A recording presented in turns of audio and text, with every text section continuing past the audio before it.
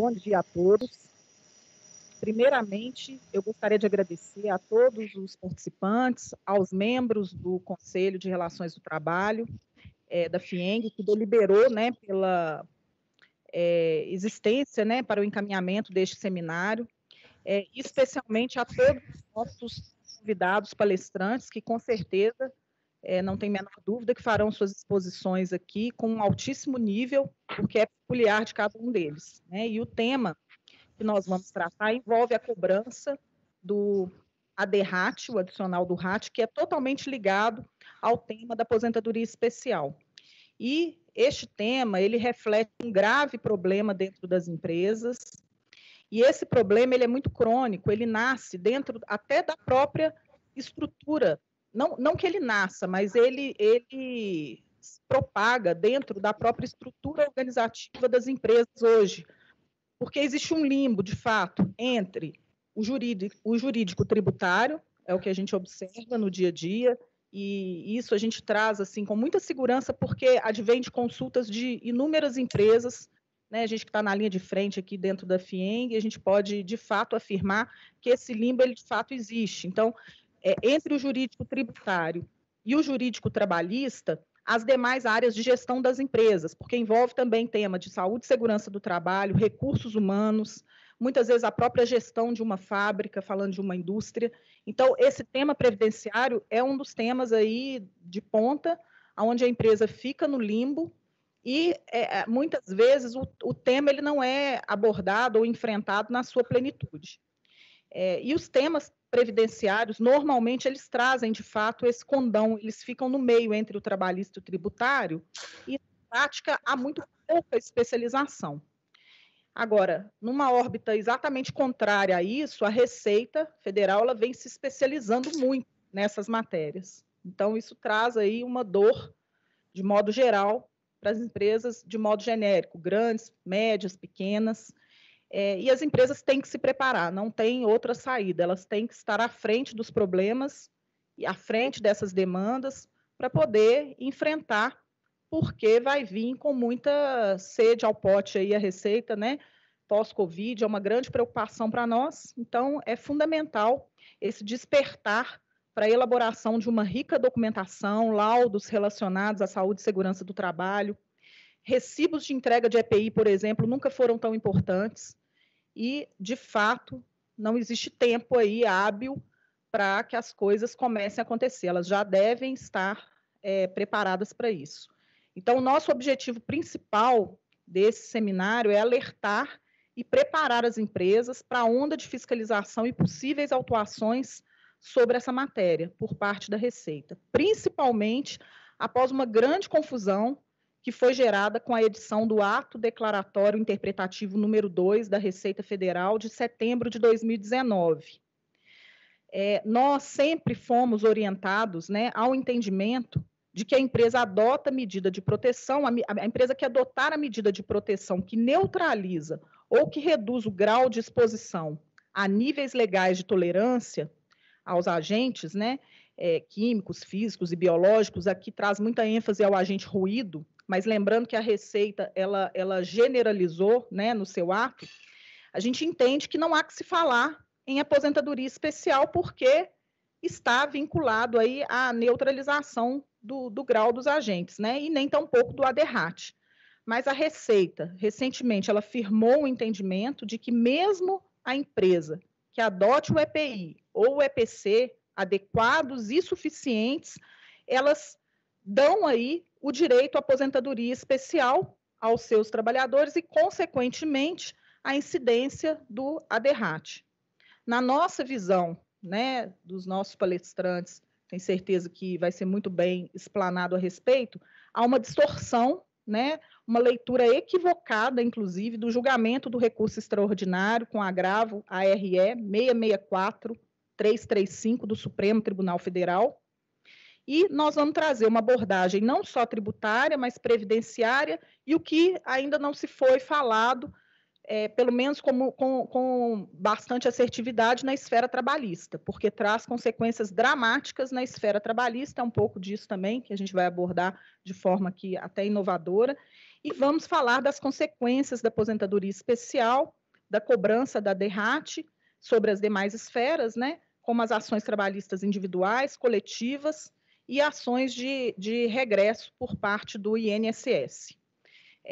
Um pouco da dinâmica do nosso evento, ele vai ser dividido em duas partes. O primeiro, eu vou passar a palavra para os nossos palestrantes e, no segundo momento, os últimos 30 minutos, nós vamos dedicar aí para um talk show, onde o público pode interagir, podem mandar as perguntas e a gente vai direcionar essas perguntas, tá? Então, nós vamos dar início agora à primeira parte, mas antes disso eu queria mostrar para vocês aqui, divulgar o livro que acabou de ser publicado.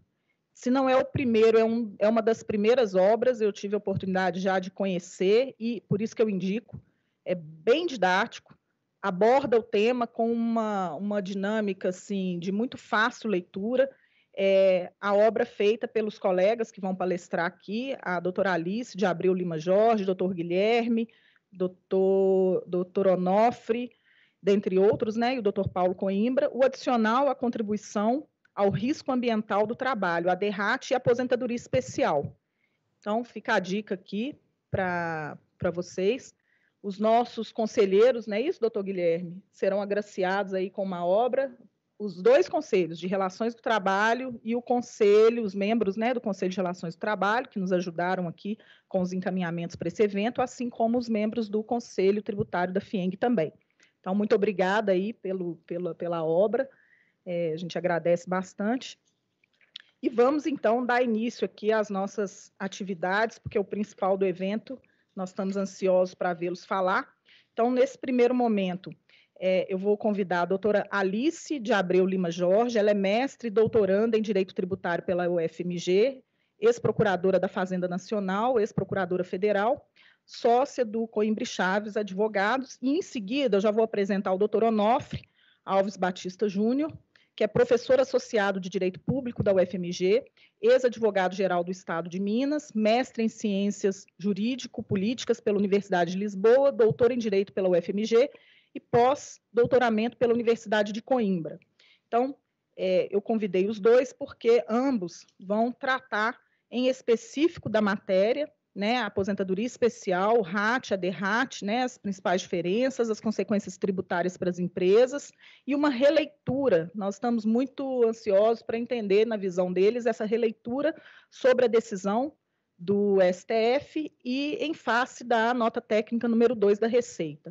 Então, convido os dois palestrantes. Boa palestra aí. Obrigada, gente.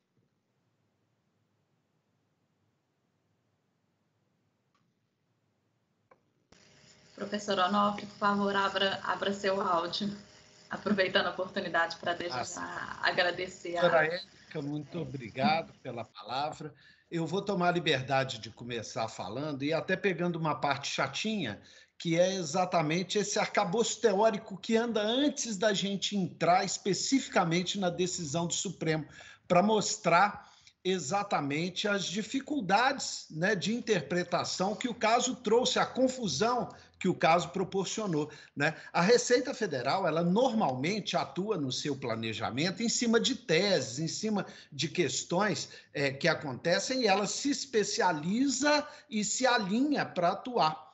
É exatamente por isso que essas questões devem aparecer repetidas vezes aí, né? Exatamente após o julgamento no Supremo do recurso extraordinário com agravo 664-335 de Santa Catarina, que deu ensejo a essa nota interpretativa da Receita, que, com o perdão, me pareceu mais desinterpretativa do que interpretativa, porque ela pega a decisão do Supremo e faz uma confusão, como se eu usar EPI não interessa, então as empresas não precisam mais fazer EPI, porque não interessa, você vai para o inferno de qualquer jeito. Então, não tem muito sentido a forma como foi colocada e a impressão que deu. Ao ler os documentos e a resposta, eu tive a sensação de que estavam colocando um cheque em branco. Olha, ruído, não interessa mais, né? Se tiver ruído acima, você pode fazer o que você quiser, que não tem solução para o caso. E é óbvio que não pode ser isso,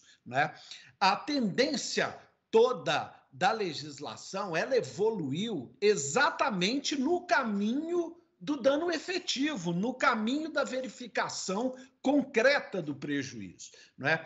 Vejam bem, a aposentadoria especial ela é um benefício para aquele empregado que fica exposto de forma contínua e ininterrupta a agente nocivo químico, físico e biológico acima dos limites estabelecidos pela lei. Esse benefício que aparece desde 1960 com a Lei 3807, não é? Ele tem a ver com essa condição de trabalho mais difícil para o empregado ali, né, que pode ser prejudicial para a sua saúde. Então, reduz o tempo de aposentadoria e, em compensação, cria o aderrate, porque o custo fica maior, né, para pagar essa aposentadoria. Agora, vejam a tendência da legislação.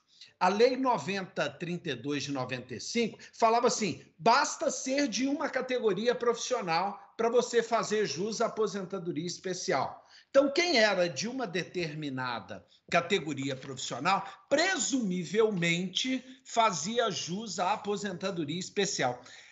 A Lei 9528 de 1997, ela dá para o Executivo o poder de regulamentar, ver a relação de agentes nocivos, cria documentos que pudessem comprovar, como o laudo técnico de condições ambientais do trabalho, o LTCAT, que é emitido pela empresa e dá esse retrato das condições da empresa e cria o PPP. O PPP, nesse tema, é como se fosse a carteira de identidade do funcionário com o histórico. Vai falar assim, todas as condições que ele passou, aí quando ele sai, entrega para ele poder comprovar as condições de aposentadoria especial. Mas veja que toda a legislação foi evoluindo no sentido de criar mecanismos de comprovação da efetiva exposição aos agentes, né? E assim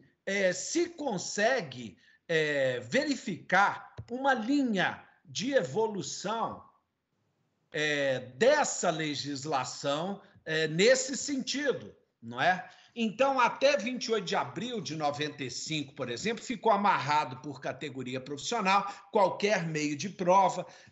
A partir de 95, já sai o enquadramento profissional, né? E em 97 começa a ter laudo e perícia técnica, e a partir de 2004, esse PPP vira o documento tão importante para o deslinde dessa questão, não é? Vejam só que a MP 1729 de 98, que foi convertida na Lei 9732 de 1998, ela cria o adicional aderrate, que depois vai ter, com a emenda constitucional 20 com a 47, status constitucional, né? Ela cria esse tributo, que é um tributo novo, não é? Que ele, e eu vou mostrar por que ele é, exatamente para fazer frente a esse gasto, não é? Atualmente, a emenda constitucional 103 deu a redação para o artigo 201 e ele comprova a evolução maior que tem no tema.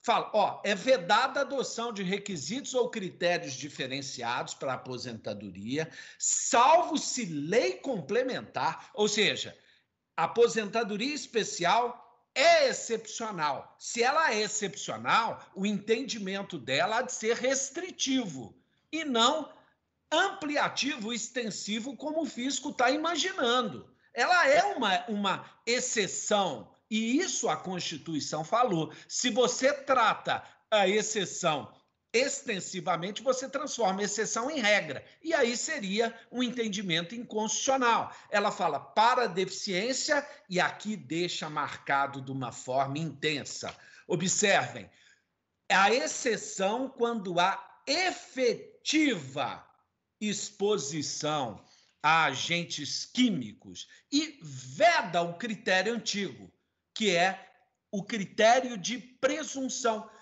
O mandamento constitucional tem duas ideias muito claras. A efetiva exposição é determinante e a vedação de presunções é determinante. São os dois critérios básicos constitucionais para o entendimento da questão. A lei do Plano de Benefícios da Previdência Social, curiosamente, a lei de benefícios traz o dispositivo de custeio, né? O dispositivo tributário aparece na lei previdenciária, ou seja, o direito previdenciário e o tributário dão uma misturada aí, não é? Incorpora-se no tributário pressupostos do direito previdenciário, o que é curioso. Mas diz o 57 assim: a aposentadoria especial, quando está em condições, ela vai ser de 15, 20, 25 anos. E cria, no parágrafo 6º, o tal tributo novo, o ADERRAT, que fala que os recursos provenientes para fazer frente à aposentadoria especial.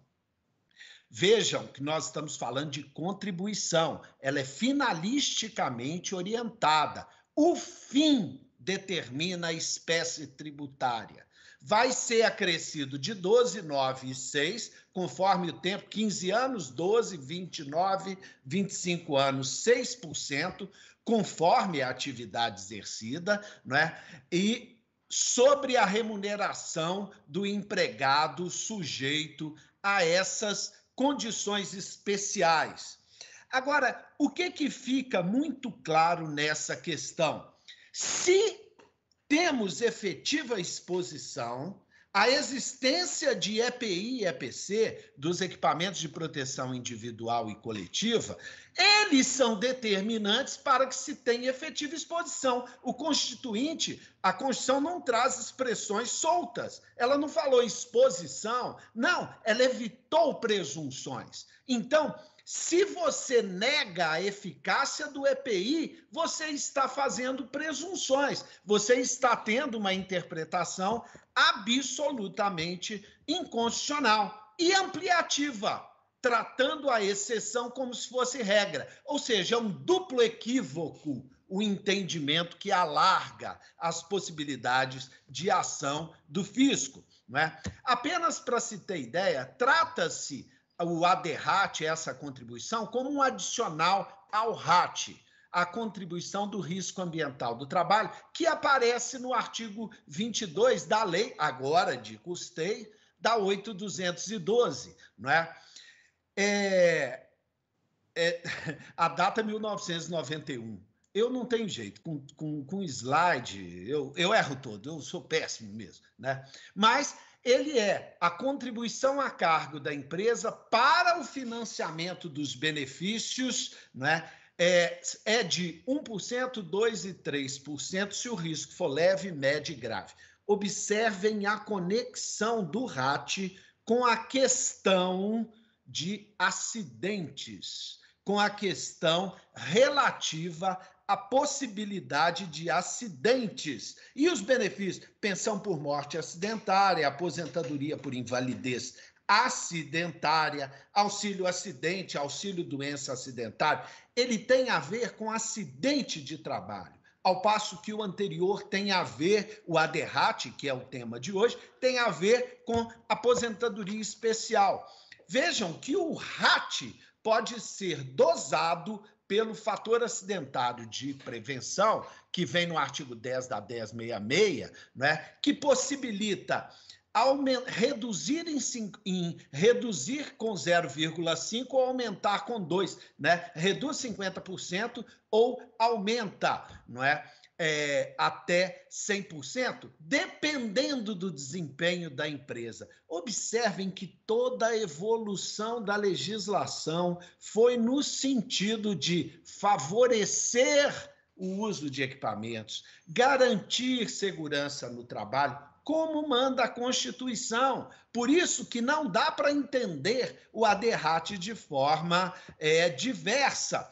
Os agentes nocivos, pelo artigo 58 da lei de benefícios, né, ele vem posto pelo executivo, que fala assim, é o executivo que vai dizer a relação dos agentes nocivos, exatamente para que tenha essa verificação técnica por parte do executivo. Bem, o ADRAT, portanto, é conectado à aposentadoria especial, ele exige uma permanência, não é ocasional nem intermitente, a essa nocividade, não é? Uma outra questão, existe uma obrigação de se expor, deve estar sujeito ao poder disciplinar e regulador do patrão, ou seja, não é porque ele quer se expor, é quando ele é obrigado a se expor de forma permanente. Vejam que as alíquotas são significativas para as indústrias, sobretudo. 12%, por exemplo, uma aposentadoria especial de 15 anos, mais 2 vezes, que é o FAP, vezes 3%, se o risco for alto, pode dar 18%. Soma isso com os 20%, com as outras contribuições de terceiro, vocês vão ver que isso aí pode passar de 40%. Né? É altamente significativo, mas eu volto a me bater. Tudo isso depende da efetiva exposição ao risco, não é? A instrução normativa da Receita anterior, a 971, ela era, eu não sei por que atrapalharam ela era muito interessante. Ela era sintonizada com esse arcabouço constitucional e legislativo que mostra a evolução desse tributo, na medida que ela falava que não deve incidir quando equipamento de proteção individual for capaz de neutralizar ou reduzir o risco. Isso é óbvio. Se você veste um empregado igual um astronauta e bota para trabalhar com todas as condições e garantia, por que você vai falar que ele está exposto a risco? Você gasta uma fortuna para proteger o empregado e depois fala, não interessa o que você fez, não. Ele está exposto a risco, tem aposentadoria e você vai ser onerado com o ADRAT. Isso é um completo absurdo e isso desestimula exatamente a indústria a investir nisso. Como que nós vamos interpretar a lei em desfavor da proteção ao trabalho? Ou seja, o fisco pode estar promovendo uma ação que vai em completo confronto com o mandamento constitucional, com a lógica, com a razoabilidade e com tudo mais, não é? O ato declaratório, confuso como está, dá ao entender que você pode fazer o que você quiser, que você vai para o inferno de qualquer jeito. O empresário está roubado, pode fazer o que quiser, que botou ruído, acabou o problema, né? Tá. Agora a gente vai ter que encerrar a primeira fala e deixar para as perguntas, tá bom? Tá ok, pode seguir. Se quiser encerrar, fazer o raciocínio. Não. O aspecto o que eu queria concluir é exatamente isso. Trata-se de tributos diferentes, com finalidades diferentes, o aspecto material é diferente e, sobretudo, existe uma inconstitucionalidade, na medida que é entregue uma carta branca para o executivo determinar qual é o risco ou quem está sujeito ao quê, e também, por ser um tributo novo, ele não obedece aos requisitos constitucionais para se ter um tributo novo. Nesse sentido, eu tenho que ele é absolutamente inconstitucional, todo o tributo é absolutamente inconstitucional. Eu agradeço, eu acredito que a Alice agora pode dar um contorno melhor da evolução no Supremo da questão. Muito obrigado.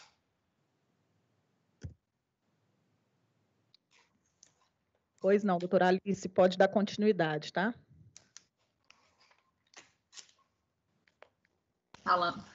Estava falando no mudo.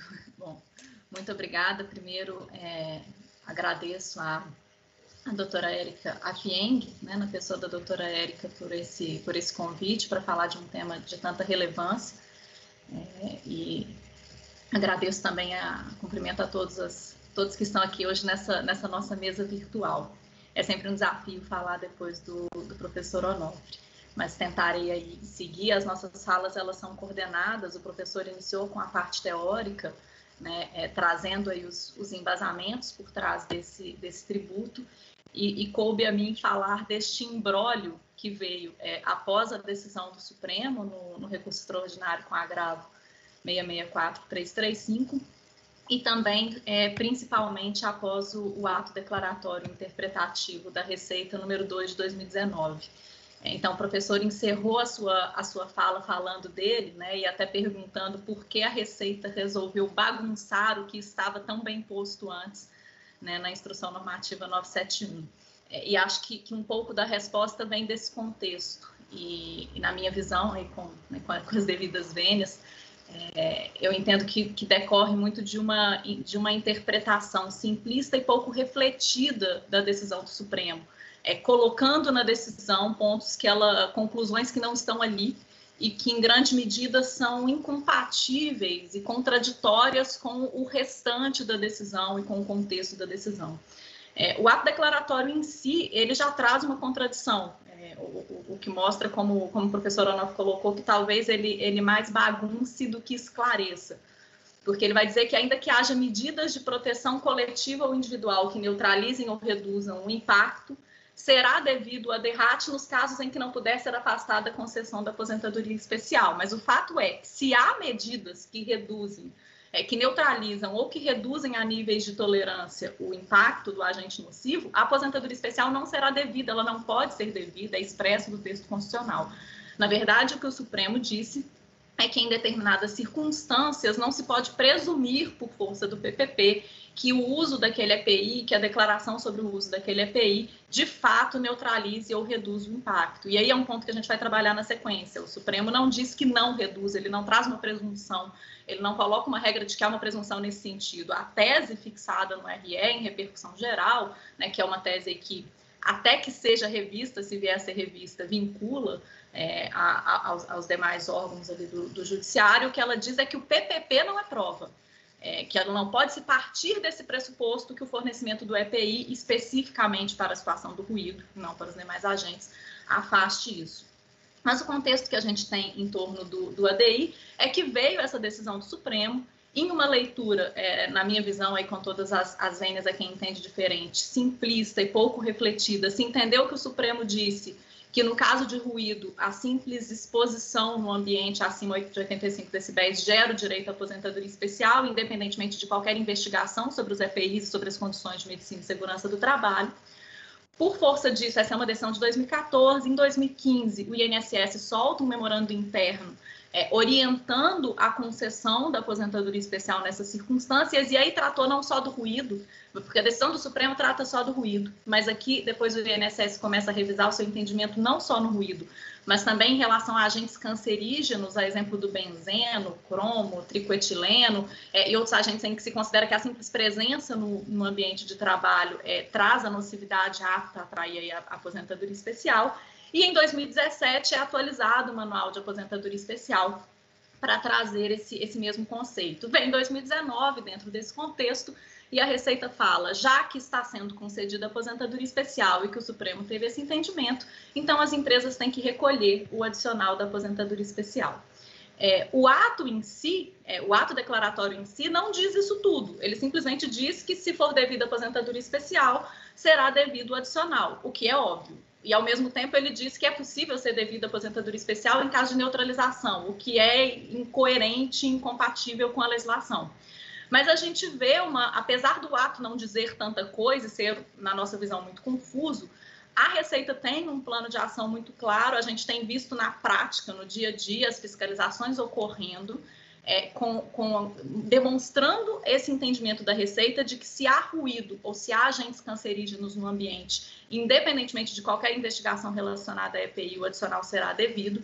E a gente vê no plano de ação divulgado pela Receita para 2020 que uma das suas linhas estratégicas de ação é exatamente a questão relacionada ao financiamento da aposentadoria especial, e eles fazem a menção expressa à decisão do Supremo naquele agravo com recurso extraordinário, que é exatamente o que a gente vai começar a falar aqui agora.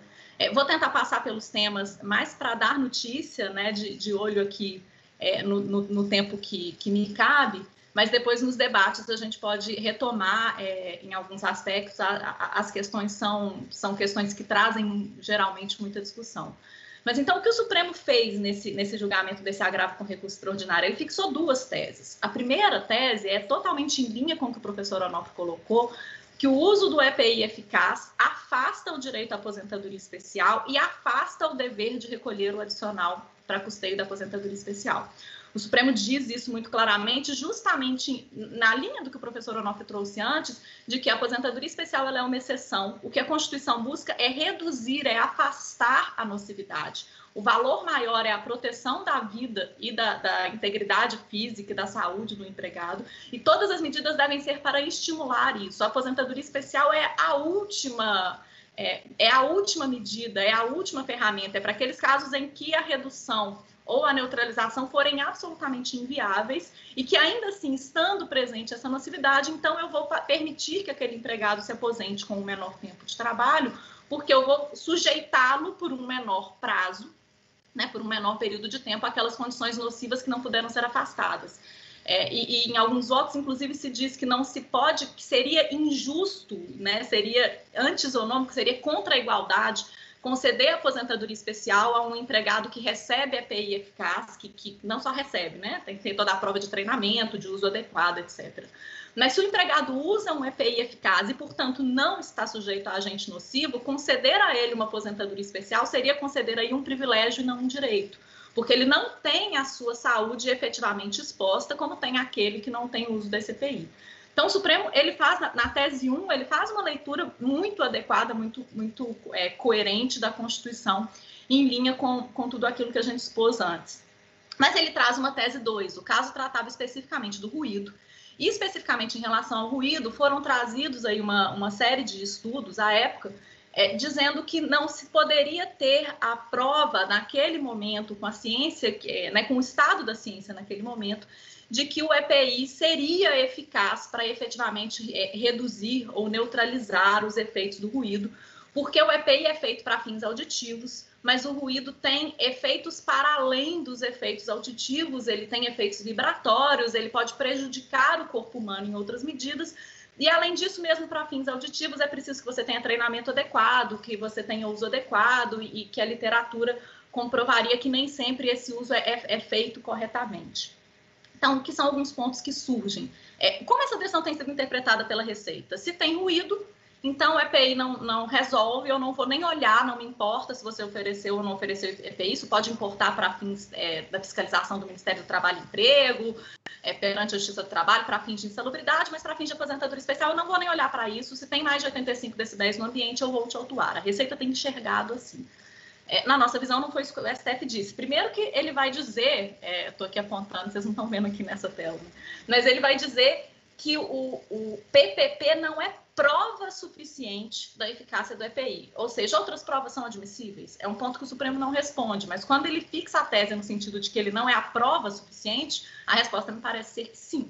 Se for possível por outros meios provar que de fato não há exposição em níveis agressivos, e aí como fazer essa prova é outra questão, levantar indicadores da equipe de medicina e segurança do trabalho, sobre o acompanhamento periódico da saúde daqueles empregados, é preciso se pensar em como fazer essa prova, mas me parece que outros tipos de provas seriam cabíveis. O Supremo não disse que se deve ignorar todo o contexto probatório.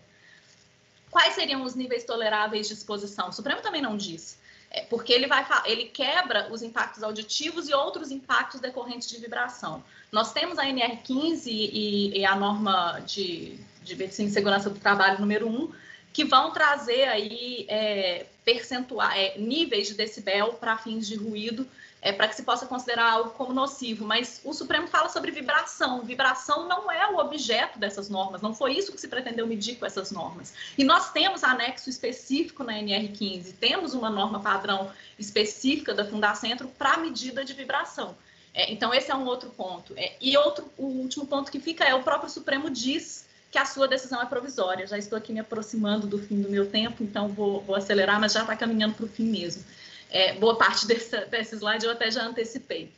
O próprio Supremo diz que a decisão é provisória, que ela se pautou no estudo, na ciência, naquele momento. Há uma série de questionamentos sobre a ciência na qual o Supremo se pautou naquele momento. Era um estudo de 1998, muitos feitos por juristas. Os que não foram feitos por juristas tinham como escopo não analisar os impactos do ruído em si, mas efeitos do uso não adequado do EPI, mas sem entrar nessas minúcias. O Supremo diz com todas as letras que aquela decisão pode e deve ser revista em caso de avanço tecnológico. Muito tem sido considerado nesse sentido, na linha de que seria um avanço tecnológico na qualidade, no tipo do EPI. Isso a gente sabe que não houve mudanças tão significativas. Mas essa não é a única leitura possível e nem nos parece ser, de fato, a leitura que deve ser dada. O avanço tecnológico ele pode ser tanto em relação à evolução do EPI, ao tipo de EPI, quanto ao avanço da ciência, né? Quanto a ciência sabe e consegue medir sobre esses efeitos. Nós tivemos, essa evolução técnica já chegou. Nós tivemos em 2019 um relatório da ABNT, um estudo coordenado por um professor PhD, professor titular da Universidade Federal de Santa Catarina, que é especialista em questões de ruídos no ambiente de trabalho, um trabalho coordenado por ele, mas com vários outros profissionais, em que eles confirmam o entendimento do STF de que o ruído tem nocividade para além dos aspectos auditivos, que a vibração pode ser, sim, prejudicial, e que o PPP, de fato, não deve ser considerado prova suficiente, porque é preciso mais do que o fornecimento do EPI, é preciso toda uma cultura organizacional voltada ao uso adequado, né? Uma cultura do uso do EPI. Mas ele confirma esses dois pontos do Supremo, mas ele traz um terceiro ponto muito relevante para a interpretação e para a aplicação do Supremo, de que os níveis de decibéis para que esses efeitos vibratórios sejam nocivos são muito diferentes dos níveis para fins auditivos. Para que a vibração possa ser minimamente relevante, ela deve ser superior a 120, o ruído deve ser superior a 120 decibéis, segundo esse estudo. Qualquer nível menor do que esse é desprezível para fins de efeitos vibratórios no corpo humano. Então, a evolução da técnica já chegou. E ainda que não se tenha essa questão, tem um outro ponto, que há, como eu disse, um anexo específico na NR e uma norma específica da Fundacentro, que vão trazer limites para vibração, que é o limite de 1,1 metro por segundo ao quadrado. E qual seria o volume de decibéis para se gerar esse nível de vibração no corpo humano? Aí é uma pergunta técnica, e teria que se trabalhar com estudos técnicos nesse sentido, porque se pode dizer que mesmo sem uma atualização da norma da Fundacentro, a gente já tem hoje uma norma sobre vibração, e como o Supremo decidiu que o EPI não seria suficiente porque tem vibração, o que tem que se medir é vibração e não o efeito auditivo do ruído, porque para o efeito auditivo o EPI é suficiente. Então, eu já estourei meu tempo, vou caminhar aqui para a conclusão, e acho que a gente pode até levar isso para o debate. A questão é, nós precisamos ter um overruling, é a superação. É preciso superar o entendimento do Supremo? Eu acho que não, eu acho que nem chega a tanto. Acho que a gente pode ter uma releitura à luz da evolução técnica, ou menos ainda do que isso, uma simples interpretação, na medida em que o Supremo nunca disse quais são os níveis de tolerância. Então, ainda que se possa entender que o EPI não neutraliza o efeito vibratório, o nível de tolerância para o efeito vibratório não é 85. Segundo os novos estudos, é 120, segundo as normas da Fundacentro, é 1,1 metro por segundo ao quadrado. A par da questão do ruído, há ainda a questão dos agentes cancerígenos.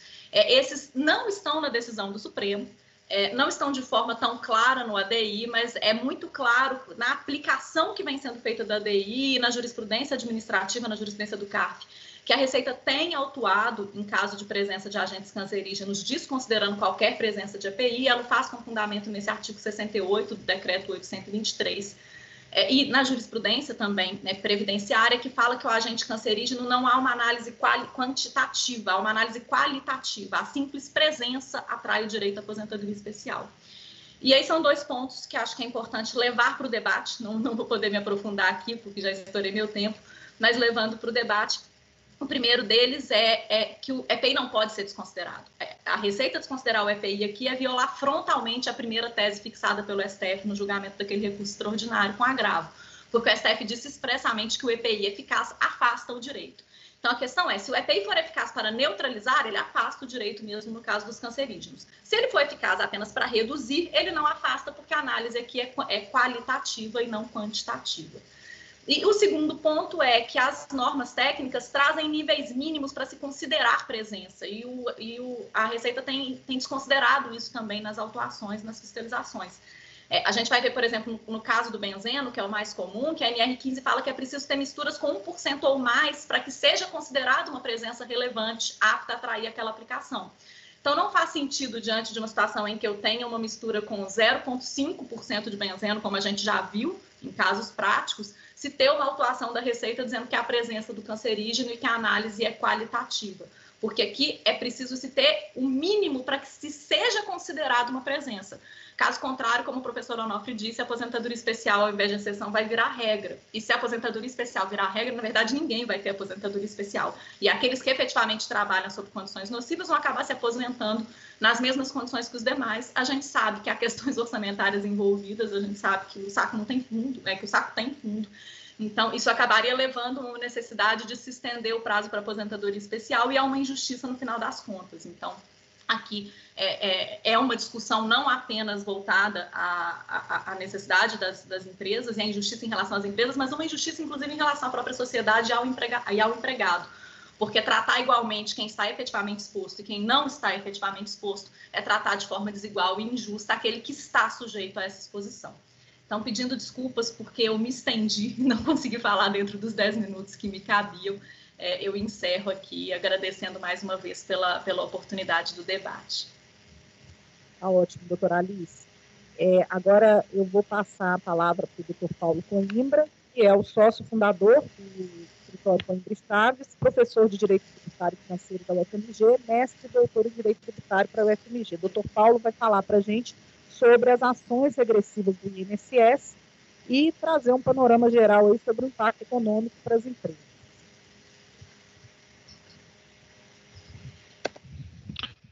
Bom dia, Érica. Bom dia a todos.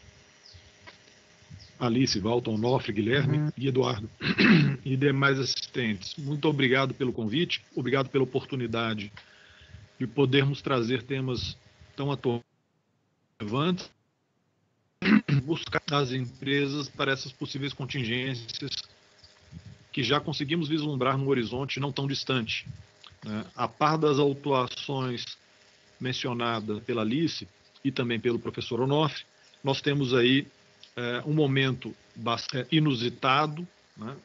Vou pedir para a Alice se ela puder começar a me ajudar com os slides, momentados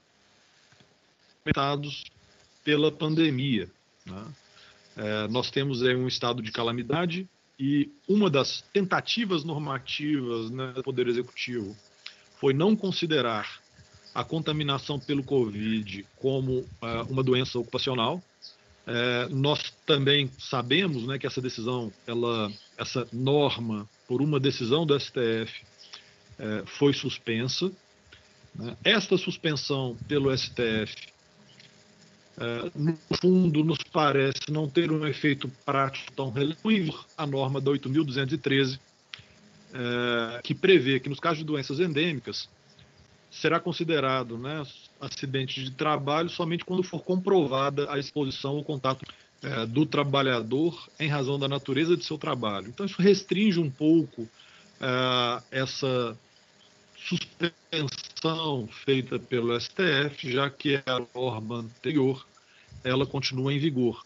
Mas, de certa forma, nós percebemos em diferentes frentes, algumas, às vezes até contraditórias, né, uma tentativa de se transferir para as empresas os custos e ônus, né, e as despesas decorrentes de uma pandemia mundial. E nosso ponto, né, o nosso alerta, né, contrário a essa iniciativa, né, as empresas que são geradoras de riquezas, geradoras de empregos, acabam não podendo suportar esse ônus, que não é um ônus da atividade empresarial, não inerente a uma atividade ou diferentes atividades empresariais, mas um risco de toda a sociedade, deve ser por toda a sociedade suportado, né, e não confortavelmente ou comodamente transferido para as empresas em diferentes iniciativas. Uma outra iniciativa também que, lamentavelmente, foi suspensa pelo STF, na nossa modesta opinião, foi o artigo 31 da MP 927, que reclamava por autuações orientadas. O Supremo entendeu que isso poderia colocar em risco a saúde dos colaboradores. Nós destacamos aqui uma posição neste caso, realmente iluminada do ministro Luiz Barroso, em nossa opinião, infelizmente foi minoritária, em tentativa durante a pandemia e somente em casos de recalcitrância poderia haver efeitos punitivos. Essa norma, em nossa opinião, mercê da complexidade, da densidade e da instabilidade da legislação nacional, seja tributária, seja trabalhista, seja previdenciária, ela deveria ser uma regra, não apenas durante a pandemia. Deveria a atuação dos fiscais serem muito mais orientadoras, no sentido de uma administração pública dialógica, uma postura muito mais combativa para o conflito e muito ostensiva. Então, nós lamentamos muito esta suspensão pelo STF. Mas, neste contexto, nós ainda destacamos, né, a iniciativa que tem sido feita já pelo INSS de ajuizar ações regressivas, buscando indenização contra as empresas em relação aos dispêndios, aos benefícios concedidos aos empregados que foram afastados em decorrência de acidente ou doença de trabalho. Ora, se a Covid for considerada uma doença de trabalho, nós vemos aqui uma articulação sendo realizada para se transferir o ônus desta pesada conta da pandemia para o já sacrificado lombo das empresas. E, em nosso sentir, essa iniciativa ela é, além de inconveniente, absolutamente improcedente. Por que razão? Porque a iniciativa privada são os empregadores que já financiam os casos de impossibilidade temporária ou permanente decorrentes de acidente. Então, nós vislumbramos aqui uma duplicidade, né? Um bis in idem que acaba por ensejar uma punição descabida e praticamente um enriquecimento, né, sem causa para o INSS. A fonte de custeio específica, ela existe no acidente de trabalho, né, que se chamava no passado, pois não? Eu ia te sugerir desligar o vídeo, porque a sua internet está com a conexão dando algum problema na fala. Eu acho que desligar o vídeo, a sugestão para ver se melhora um pouquinho, está oscilando, sabe, a velocidade da fala. Perfeito, Érica. Muito obrigado. Espero que agora esteja melhor. Melhorou bastante.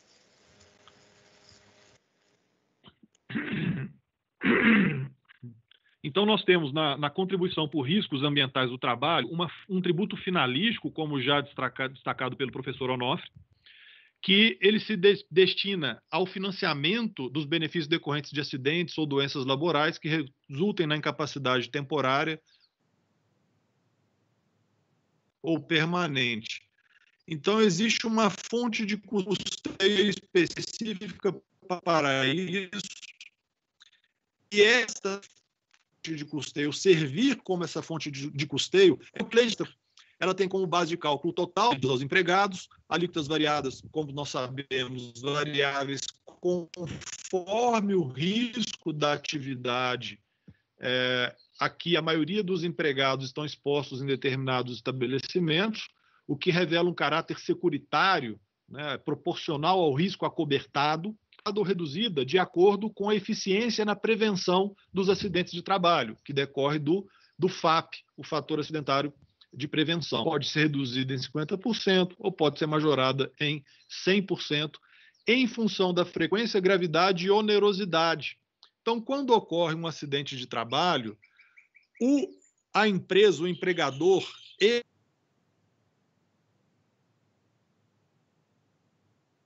ele já é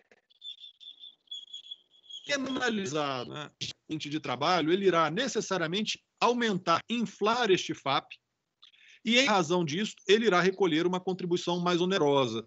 Contribuição esta que é acolhida, que no mais das vezes supera em muitas vezes o valor do benefício concedido. Nós veremos isso um pouquinho mais adiante. Então, nós consideramos aqui uma impropriedade na cumulação da contribuição para o RAT e da indenização. Por quê? Quem paga a conta no frigir dos ovos destes benefícios já são os empregadores. Então, eles já suportaram esse ônus. É uma impropriedade haver uma cumulação de consequências ou sanções indenizatórias ou ressarcitórias. Isso acaba ensejando um bis in idem. A medida da indenização ela deve guardar uma relação de correspondência o mais perfeita possível ao dano que ela almeja indenizar. Então, quando nós vemos o ajuizamento de ações de indenização pelo INSS, é importante se perguntar qual é o prejuízo que se busca indenizar. Ou até mesmo antes disso, será que existe esse prejuízo?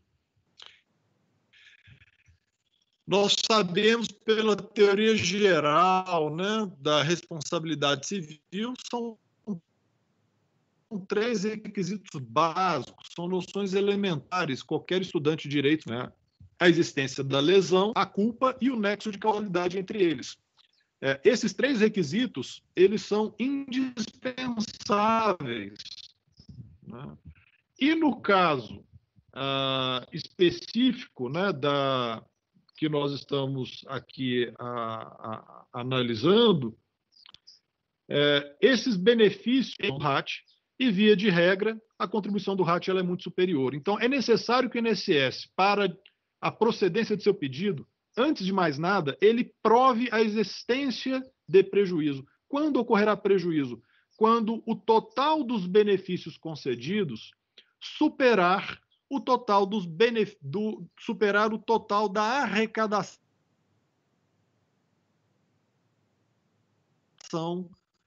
a título de RAT, que é a contribuição previdenciária específica para esse financiamento.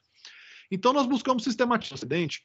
Primeiro delas, a negligência do empregador que ser comprovada, pode ser presumida. De quem é esse ônus da prova? Nós entendemos que esse ônus da prova é do próprio autor da ação, que deve comprovar, né, o direito por ele pleiteado. Então, primeiro ponto, a negligência, entenda-se a culpa, né? Segundo ponto que deve ser comprovado é a existência de prejuízo. E aqui nós temos uma análise global, nós já mencionamos, somente haverá prejuízo para a autarquia quando o valor total dos benefícios acidentários concedidos ou decorrentes de doença do trabalho for superior ao total arrecadado a título da contribuição ao RAT. Se não houver esta superação, não há prejuízo a ser indenizado. Então, há um pressuposto para essa comprovação desse direito do INSS. Qual é esse pressuposto? Primeiro deles, a transparência das contas públicas. Se as contas públicas não são transparentes, não houver transparência, o INSS não incumbir deste ônus da prova. A par disso, a par desta análise global, há também uma análise individual. Ora, contra aquela empresa ré de uma ação de indenização, será necessário demonstrar que o recolhimento do RAT por aquela empresa foi decorrente de acidentes acometidos aos seus colaboradores, aos seus empregados. Então, tem que ser feita uma análise individual. Quanto essa empresa recolheu de RAT naquele período? Quanto foi concedido de benefício para seus empregados? Somente se o valor concedido a título de benefício aos seus empregados superar o valor da contribuição por ela recolhida, ela deverá ser obrigada a pagar algo a título de indenização. Não apenas no período da concessão do benefício deve ser apurada a contribuição recolhida, mas também nos exercícios posteriores. Por quê? Em decorrência deste acidente, haverá alteração do FAP. Nós vimos que o FAP, de acordo com o custo, onerosidade e frequência. Se ocorrer um acidente de trabalho, o FAP vai ser majorado. Se o FAP vai ser majorado, haverá um aumento da contribuição a ser recolhida nos 2 exercícios posteriores. E, no mais das vezes, este recolhimento de RAT, seja no mesmo exercício, ou o recolhimento excedente do RAT nos exercícios superiores, eles superam em muito o valor concedido a título de benefícios.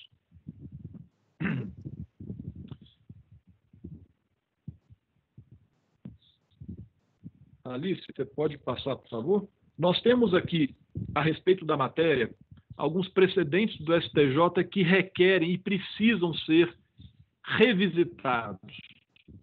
São precedentes superficiais que consideraram que, apesar da empresa não elide o dever de indenização, por que esses precedentes precisam ser revisitados? Primeiro, porque eles são vários precedentes que se repetem, fazendo alusão sempre a um precedente de origem. Esse precedente de origem, o voto do relator tem poucos parágrafos, uma fundamentação paupérrima, que toma emprestado os argumentos que foram oferecidos pelo Ministério Público, partindo de premissas equivocadas. O que o representante, o ilustre representante do Ministério Público Federal, ele considerou naquela ocasião que, se não houvesse a possibilidade de responsabilização pelas empresas, as empresas não seriam providentes, não tomariam as medidas e cautelas necessárias para a proteção dos direitos do empregado, que é uma premissa totalmente equivocada, né? Primeiro porque existe fiscalização, existem normas, existem regras a serem seguidas e existem sanções que são impostas quando essas normas não são seguidas.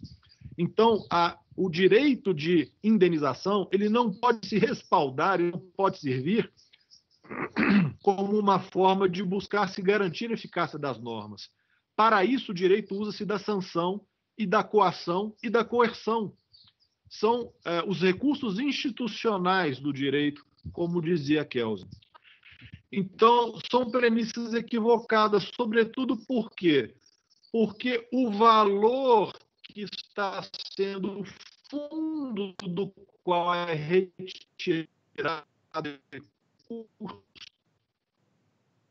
ou doença de trabalho, já foram custeados pelos próprios empregadores. Segundo, né, algo que não foi considerado, né, nas decisões do STJ, nenhuma decisão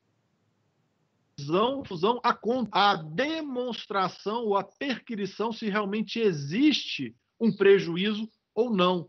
E, no mais das vezes, a majoração do FAP ela provoca um aumento exponencial do RAT, muitas vezes superior, no mais das vezes, muitas vezes superior ao benefício que está sendo concedido. Por várias razões, apenas pontuando algumas delas muito brevemente. A majoração do FAP incide sobre a remuneração de todos os empregados da empresa, não apenas daquele afastado. Segundo motivo, ela irá onerar durante 2 anos, são 26 competências, e não apenas o período de afastamento. A majoração decorrente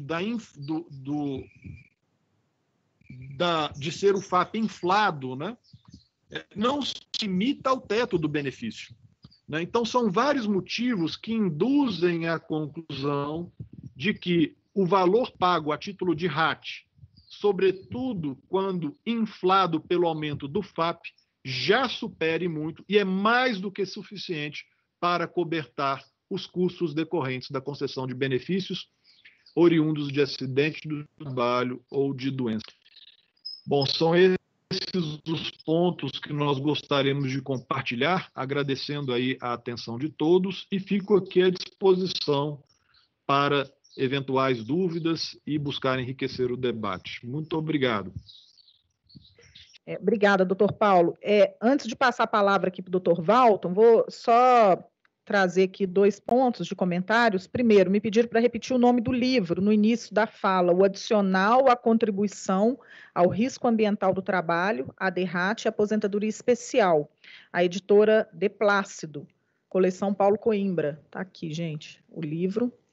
E estão me pedindo, até aproveito para perguntar para os palestrantes, se nós podemos deixar as apresentações disponibilizadas.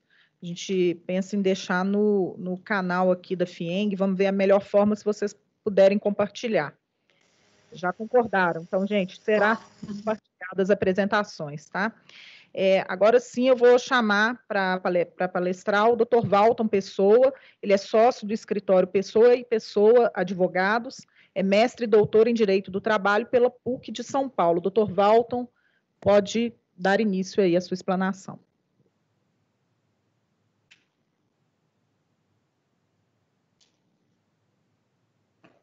Doutor Walton, abre o microfone, está no mudo, por favor. Está me ouvindo agora, doutora? Perfeito, agora sim. Então, bom dia a todos. Através da doutora Érica, gostaria de agradecer a FIENG pelo prazeroso convite de participar desse rico evento, né, com vários colegas, amigos e brilhantes palestrantes, e com um grupo tão seleto de participantes. Um abraço especial aos meus parceiros e amigos do Coimbra Chaves, Guilherme, Onofre, Paulo e Alice. Um abraço. E competiu a mim a difícil e ingrata missão de abordar os impactos trabalhistas dessa decisão do STF.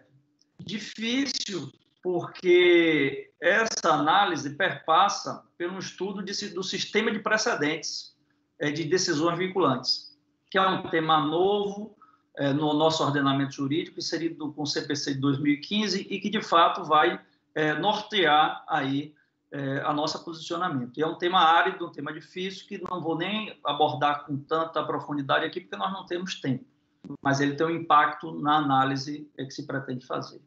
E ingrato, porque eu já adianto que o tema é preocupante e requer muito cuidado das empresas no que diz respeito às suas repercussões trabalhistas. A análise isolada das 2 teses apresentadas aí pela doutora Alice, eu, inclusive, peço desculpas porque meu material eu não consegui enviar, não consegui concluir e enviar, então, mas depois eu encaminho a doutora Érica, viu, minha apresentação para disponibilizar aos participantes. Mas a análise isolada dessas 2 teses, seja aí, sem querer me envolver muito na área tributária, mas na área trabalhista, elas não trariam impacto algum, não trariam repercussão nenhuma, porque elas estão alinhadas com a jurisprudência trabalhista. Então, a primeira tese de que se o EPI for realmente capaz de neutralizar a nocividade, não haverá respaldo constitucional para a aposentadoria especial, ela já está há muito tempo sedimentada na Justiça do Trabalho no que diz respeito ao adicional de insalubridade na súmula 80 do TST. A súmula 80 estabelece a regra de que a eliminação da insalubridade mediante fornecimento de aparelhos protetores aprovados pelos órgãos do Poder Executivo exclui a percepção do adicional de insalubridade. Então, está perfeitamente alinhada aí com a tese 1 do Supremo Tribunal Federal.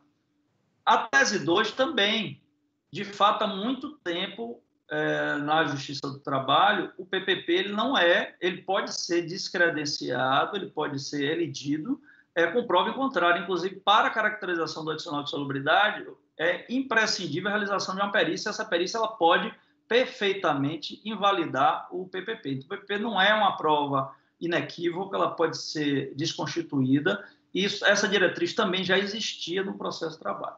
O problema, então, ao meu ver, não estão nas teses formuladas, elas são até bem razoáveis e bem alinhadas com os entendimentos existentes.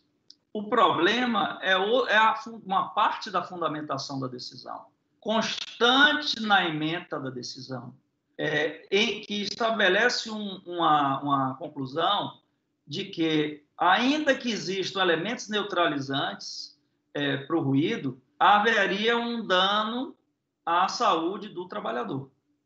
Esta conclusão é que traz toda essa problemática, ao meu ver, do ponto de vista tributário, e já começa a trazer do ponto de vista trabalhista. E aí, onde é que entra o sistema de precedentes?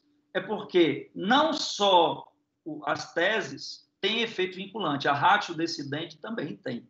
E esta conclusão, e aí a preocupação, se ela passa a ser considerada uma ratio decidente, ela de fato traz um efeito vinculante para as decisões judiciais. Então, eu acho que é importante, não para esse momento, mas depois com aprofundar, porque também, se não for ratio decidente, essa decisão não pode ter efeito vinculante nenhum para os órgãos tributários, né, de autuação ou para o judiciário. Pode ser considerado um argumento periférico, que é o obiter dicto. E, de fato, esse argumento periférico, embora constante da decisão, ele não tem efeito vinculante, não poderia ter efeito vinculante. Mas eu não quero aprofundar muito esse tema, mas é importante deixar ele aí para que as pessoas reflitam, porque pode ser, inclusive, uma linha de defesa importante para se defender numa eventual atuação ou, eventualmente, numa discussão judicial. Mas, independente disso, ainda que fosse uma ratio decidente, minha percepção, inclusive, mas não é a percepção, e depois eu vou trazer um pouco do judiciário, é de que, ainda que fosse uma ratio decidente, ela não conduziria à conclusão de que o adicional de salubridade seria devido, ainda que o Supremo tenha fixado um entendimento de que ele é nocivo ao trabalhador, o ambiente, em razão dos efeitos vibratórios. E por quê? Porque a lógica e o sistema da insalubridade trabalhista tem vários requisitos. Não basta o ambiente ser insalubre para que o empregado tenha direito ao adicional de salubridade. Então, são 4 requisitos importantes para que o adicional de salubridade seja devido ao trabalhador. Primeiro, que haja, de fato, um trabalho em ambiente salubre, mas que esse ambiente não seja neutralizado por agentes neutralizantes, não sejam eliminados por agentes neutralizantes. Aí, seja do ponto de vista do meio ambiente, seja através de EPI. Então, essa é um condicionante. Então, a partir do instante que isso é neutralizado de alguma forma, e como o doutor Alice muito bem falou, já existem estudos demonstrando que, mesmo relacionados às vibrações, existem mecanismos de neutralizar isso, e essa vibração precisa estar acima de 120 decibéis. Então, é importante trazer isso. Mas essa eliminação, ela exclui o pagamento adicional de salubridade, ainda que o ambiente seja insalubre.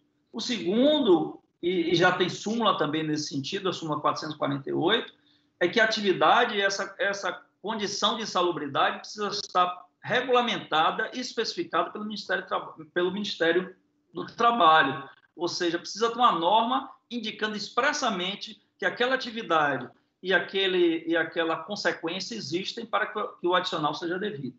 E isso não tem, normalmente ainda não existe por parte do Ministério do Trabalho.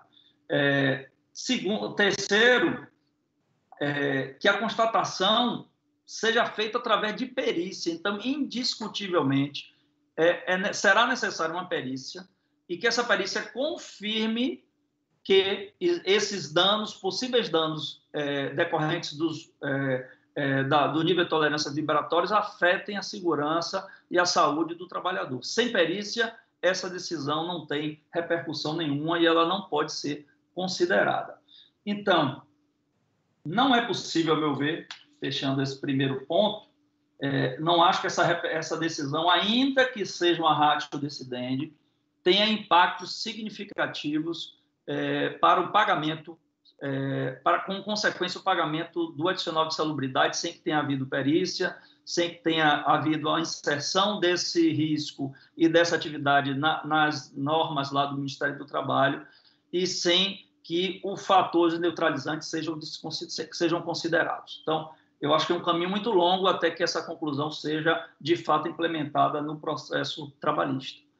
Porém, há uma outra questão que também preocupa e diz respeito à responsabilidade do empregador, né, trabalhista, responsabilidade civil, por eventual alegação ou pedido de indenização por dano moral ou material. Então, os empregados podem, a partir dessa decisão, e essa decisão, quando alinhada com outra decisão recente do Supremo Tribunal Federal, que também de efeito vinculante fixou tese de que a responsabilidade trabalhista pode ser objetiva nos casos de acidente de trabalho quando a atividade ela é uma atividade de risco, ou seja, não há incompatibilidade entre o artigo 7º, inciso 28 da Constituição, que estabelece a responsabilidade civil trabalhista subjetiva para a hipótese de acidente de trabalho, com o artigo 927 do Código Civil, que traz as hipóteses de responsabilidade objetiva. O Supremo entendeu que esses artigos são conciliáveis e que, portanto, é possível, sim, a existência de uma responsabilidade objetiva trabalhista em razão de uma doença ocupacional. Então, essa decisão ela pode ter essa outra vertente, talvez mais preocupante do ponto de vista financeiro do que o adicional de salubridade. Tá? Mas, também com relação a esse tema, e de fato é possível, se considerado que para efeito de doença, para efeito de dano à saúde do trabalhador, que os níveis de ruído acima de 85 causam dano, se essa for uma ratio de incidente, se essa for uma conclusão inexorável, se essa for uma conclusão que os juízes não podem se afastar, de fato haverá um link para considerar estas atividades desenvolvidas por empregados em um ambiente de ruído acima de 85 uma atividade de risco e, portanto, a responsabilidade seria objetiva. Então, essa é uma preocupação grande, que, contudo, por si só, não será suficiente para que a empresa seja condenada. Como o Paulo bem explicou, né, além da responsabilidade, para que a indenização seja devida, precisa haver o prejuízo, ou seja, precisa demonstrar que o empregado realmente tem alguma doença e que essa doença trouxe algum prejuízo para ele, alguma incapacidade, e o nexo causal. Mas, observados esses dois outros critérios, esses dois outros requisitos, esse é um problema que poderá existir, porque a fixação dessa conclusão pelo Supremo realmente conduzirá as decisões a uma responsabilidade objetiva, e isso é fruto realmente de muita preocupação. Eu acho que o importante, e já trazendo outra preocupação, a jurisprudência trabalhista já tem se debruçado sobre este tema, inclusive sob a ótica dessa decisão do Supremo. As decisões estão divididas, então existem decisões que entendem que essa conclusão do Supremo deve vincular e influenciar em todos os pedidos de adicional de insalubridade. Porém, quando a perícia não reconhece essa condição, ou seja, não reconhece a existência de um dano para o trabalhador, os tribunais, ainda que entendam que essa decisão do Supremo tenha, de fato, um efeito vinculante, elas têm afastado as condenações. Então, isso que o doutor Alice trouxe, eu acho que é o ganho aqui do nosso debate hoje, as empresas precisam intensificar esses estudos e discutir em todos os processos judiciais, não ficar com a discussão periférica jurídica processual, e sim prática. De fato, naquele caso, houve dano ao trabalhador, ainda que os ruídos sejam, não basta teoria. Para a condenação adicional de salubridade, precisa a perícia identificar. E existem poucos estudos, assim, as empresas precisam evoluir nisso, contratar estudos para mostrar que isso só impacta a partir de 120, e ainda assim não é para todo mundo, quer dizer, cada pessoa reage de uma forma diferente, então precisa saber se naquele caso, daquele trabalhador, daquele grupo de trabalhadores, aquele ruído acima de 85, de fato, trouxe algum prejuízo concreto para ele, para que essa indenização seja devida, para que o adicional de salubridade seja, de fato, devido. Então, do ponto de vista trabalhista, o tema requer cuidado, requer atenção, mas eu acho que, bem administrado, poderá não ser uma fonte de muito problema. Mas se deixado de lado, se deixar a justiça, como vimos algumas decisões já do próprio Tribunal Superior do Trabalho, e na ótica ideológica da proteção ao trabalhador, no viés exclusivamente teórico desse tema, o problema pode ser muito grande, muito grande. Então, é um tema que requer preocupação, requer cuidado, requer investimento, para não se tornar um problemão mais adiante. Então, doutora Érica, eram essas, assim, do ponto de vista trabalhista, as duas observações que eu queria fazer, trazer essas duas frentes de preocupação, do ponto de vista do adicional de salubridade e de uma indenização, porque isso também é preocupante, mas dizer que é possível, sim, existem muitas formas de se defender e combater essas teses aí do ponto de vista processual e, eventualmente, de uma autuação. Excelente, doutor Malcolm. Foi muito elucidativo. Creio que deva ter sido aí uma das primeiras abordagens com essa profundidade aí na esfera trabalhista. Como eu disse, fica sempre esse limbo aí, né, na matéria previdenciária. Bom, então, sem delongar, porque nós avançamos bastante o tempo, agora eu vou passar a palavra para os dois colegas, eles vão debater em conjunto aqui sobre os aspectos práticos, né, essa questão de documentação, gestão mais focada em saúde e segurança, trazendo uma conclusão que eu já deixo até num tom de pergunta, sobre como as empresas podem se prevenir, como atuar do ponto de vista prático, de gestão, falando de gestão mesmo, dentro das empresas, diante de uma fiscalização. Então, aqui, à minha direita tem o doutor Guilherme Banho, ele é especialista em Direito do Trabalho, Processo do Trabalho, membro e conselheiro dos 2 conselhos aqui da FIENG, tanto de Relações de Trabalho quanto de Recursos Humanos, também da ABRH. Ele é diretor de Relações de Trabalho do SESCOM, Minas Gerais, e foi head, teve uma passagem aí como head de Recursos Humanos e Jurídico Trabalhista e Previdenciário de uma empresa multinacional, e teve vivência internacional, e hoje compõe aí o quadro do Coimbra Chaves Advogados, como sócio também.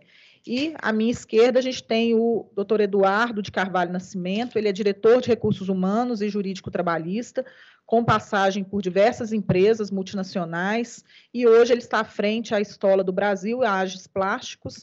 Ele é administrador e especialista em relações trabalhistas e sindicais, compliance e governança corporativa. O Eduardo também teve aí, né, a infeliz experiência de receber uma autuação na empresa dele, e é uma gestão aí que eu conheço bastante, muito focada em saúde e segurança do trabalho, e ele e o Guilherme vão debater um pouco aí sobre essa experiência, tentando trazer numa realidade, numa linguagem mais prática mesmo, para dentro das empresas. Então, já fica aí lançada essa pergunta, Eduardo. Como as empresas podem aí se prevenir, como atuar diante de uma fiscalização você teve aí, nós temos certeza que isso será exitoso com o suporte aí do doutor Guilherme e colegas, mas explica um pouco para a gente aí da sua experiência e como as empresas, o que você pode compartilhar. Bom dia a todos, obrigado pela oportunidade, agradeço o convite, né? E sem muita delonga, eu me sinto um pouco aqui pecador, como o próprio doutor Onofre colocou lá no começo da apresentação dele.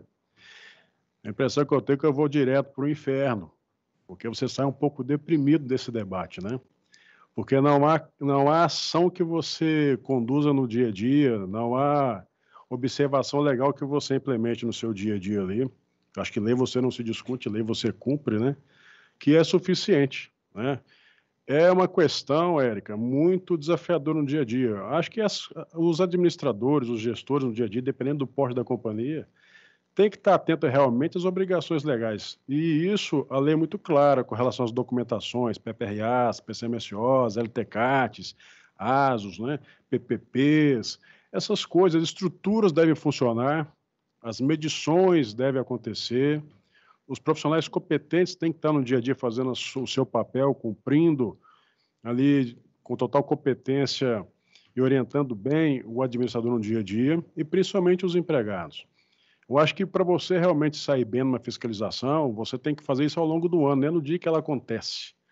Todo dia é uma fiscalização. Você tem que realmente manter os seus controles coerentes, você tem que observar realmente toda a legislação, todas as alterações, tem que fazer essa análise crítica todos os dias e, principalmente, colocar todo mundo sentado dentro da companhia, principalmente na equipe diretiva, debruçado sobre esses temas. Tem que ter uma união.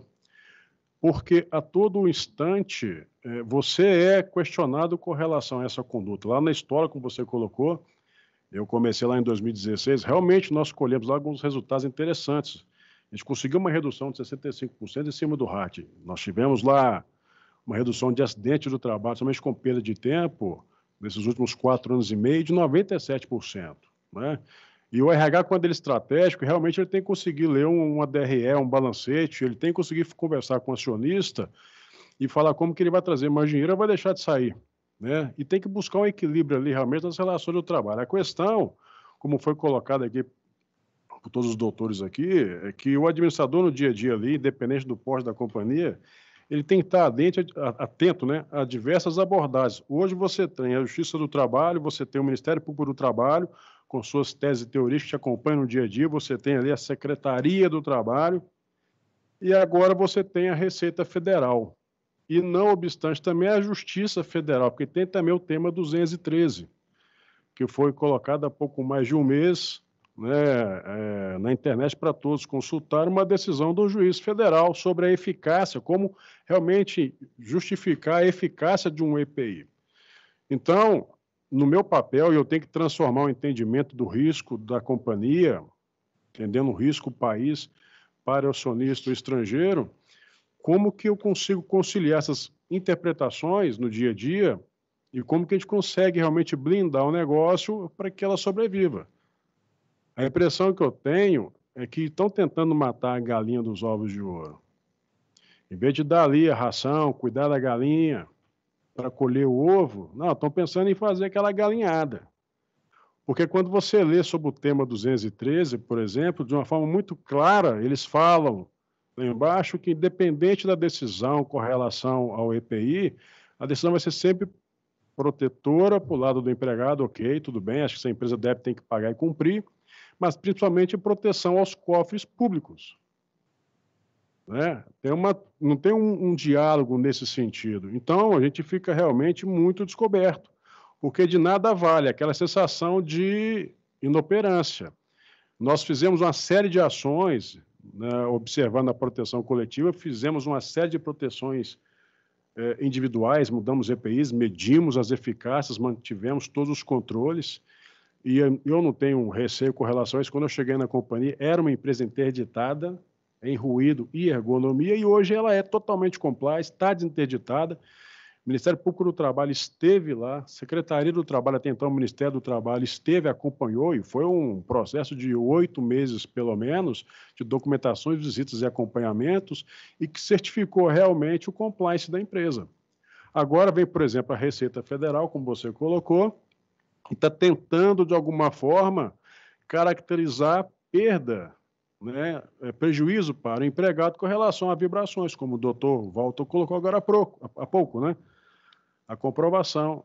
E, como o próprio doutor Alício colocou, como que se afere isso no dia a dia? Há dificuldades de se aferir a perda ocupacional, questão de vibrações para o empregado. Então, nós temos hoje uma empresa que funciona bem, a gente está realmente trabalhando no dia a dia para a sobrevivência, a gente não está discutindo mais com relação a investimento. A situação do país, realmente, qualquer organização hoje está tentando sobreviver e pagar salário, e fica lidando com esse tipo de questão que realmente só aumenta a nossa insegurança jurídica no dia a dia. Excelente, Eduardo. Eu vou passar 2 perguntas aqui sobre a ótica trabalhista para o doutor Walton, porque ele tem um horário, e depois eu volto para falar um pouco da atuação diante da fiscalização pela parte do Guilherme. Mas, doutor Walton, eu não posso deixar de fazer essa pergunta, porque ela veio aqui já repetidas vezes. É possível resolver esse problema trabalhista que você colocou via negociação coletiva? É a primeira pergunta, e já emendando, como que a jurisprudência trabalhista tem trabalhado, tem entendido esse tema, né? Tem atuado aí diante desse tema. Se puder brevemente respondê-las, aí você fica à vontade, porque aí depois a gente vai aprofundar mais nos temas previdenciários aqui em relação às perguntas que eu já selecionei, tá? Eu responderei brevemente. Aproveito para me despedir, porque talvez não possa esperar a conclusão, já que teria que acompanhar meu pai agora na cirurgia de catarata. Como eu já estou imunizado por já ter pego o Covid, eu fui o único da família que posso acompanhá-lo, tá? E agora, meio-dia, então eu vou ter que sair daqui a pouco. Mas agradeço bastante aí o convite, parabéns à FIENG, parabéns aos meus colegas que me antecederam aí na apresentação. De fato, tudo muito bem esclarecido e muito bem trazido aqui os temas para o debate. A primeira pergunta ela é bem interessante, porque, de fato, aparentemente podia ser um bom caminho, já que estamos vivendo, e aí respaldados até pelo Supremo Tribunal Federal, num momento em que o negociado prevalece sobre o legislado. Então, seria possível tratar deste tema através de uma negociação coletiva, inclusive estabelecendo um grau de insalubridade para decorrente eventualmente dessa questão de vibratória, inclusive no que diz respeito a que nível de decibéis isso prejudica, não prejudica. Então, eu vejo que é um campo, sim. Contudo, eu acho que tem um reflexo na área tributária e previdenciária ruim, porque haverá um reconhecimento de que esse ambiente é insalubre, né? E isso poderá dificultar uma defesa da empresa na questão da aposentadoria especial e do RAT, né? Então, ela, do ponto de vista trabalhista, ela é uma solução boa, um bom caminho, porém ela traz um reflexo, imagino eu, tributário e previdenciário não muito interessante. Então, analisando o conjunto do problema, eu acho que talvez não seja por esta razão, a menos que meus colegas aí possam dizer que com isso não haverá uma interferência, um bom caminho. A jurisprudência trabalhista, existem poucos casos ainda em que esse tema é trazido sob a ótica da decisão do Supremo Tribunal Federal, mas existem. Inclusive já no Tribunal Superior do Trabalho, tá?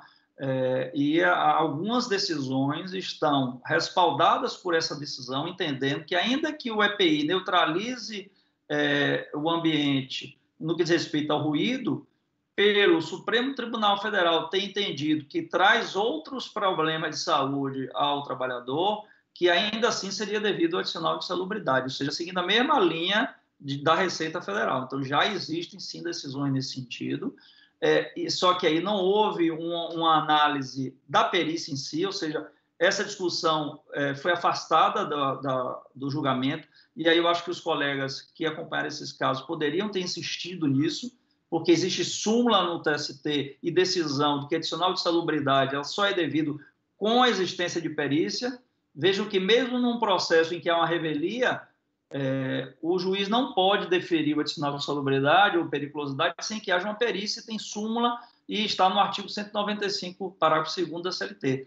Então, esta decisão fez uma análise teórica, trouxe a teoria, se distanciou da aferição, no caso concreto, da existência de prejuízo. Então, todas as que existem, elas não trazem essa discussão, todas as decisões desfavoráveis, ou seja, que aplicam esse entendimento, um entendimento similar ao que a Receita está aplicando, elas não tiveram análise prática em razão do efetivo dano causado ao trabalhador. Quando isso existe, e aí, em alguns casos, os ministros até ressalvam o seu entendimento pessoal, mas com a perícia diz que aqueles níveis de ruído acima de 85 decibéis não há comprovação de prejuízo algum para o trabalhador, foi afastado a condenação do adicional de periculosidade. Então, a condução do processo é muito importante para essa discussão. Excelente, doutor Walton, muito obrigada pela participação, tá? Como a gente está aqui com o tempo bem apertado, eu já vou encaminhar aqui as perguntas, gente, já tem bastante perguntas. Doutor Guilherme, eu volto aqui emendando a fala do Eduardo, né, que trouxe de forma elucidativa aqui um case bem sucedido aí de uma gestão em saúde e segurança, mas eu te pergunto, até indo de encontro aqui a 3 perguntas que estão bem similares.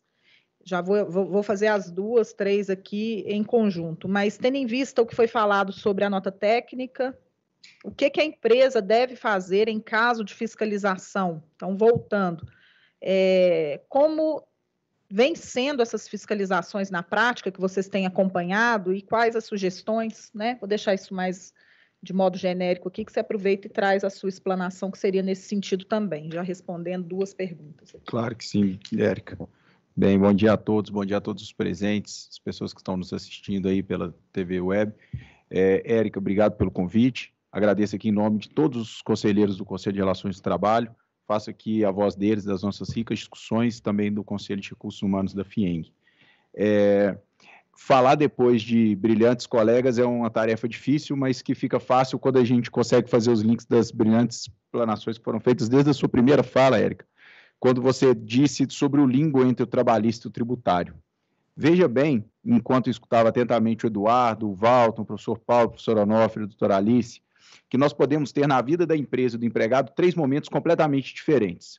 Nós podemos ter, como o doutor Walton falou, um empregado, um trabalhador, que pleiteia na Justiça do Trabalho seu adicional à insalubridade e ele tem negado ter em vista a perícia que o doutor Walton também colocou. Nós temos a empresa, que nós conhecemos no Brasil, empresas sérias, como o Eduardo está trazendo aqui o case dele da Stola, que são empresas sérias. Nós sabemos que as empresas sérias no Brasil investem em saúde e segurança mais do que a própria legislação exige delas. E aí nós temos essa empresa autuada pelo fisco. Então nós tivemos o trabalhador daquela empresa que teve negado o seu direito à insalubridade por uma perícia que comprovou que não havia dano. Nós podemos ter o fisco, e aí entrando na sua resposta, como o fisco tem agido de maneira remota, manda um termo de intimação para as empresas, para que elas apresentem documentos, e de lá, de suas salas, as empresas têm sido autuadas. Então, eu tenho um trabalhador que teve negado seu direito, a empresa que foi autuada. E depois, no final da vida desse mesmo trabalhador, ele vai ter a aposentadoria especial negada novamente, porque a perícia trabalhista comprovou que não havia dano. A empresa está no meio disso tudo.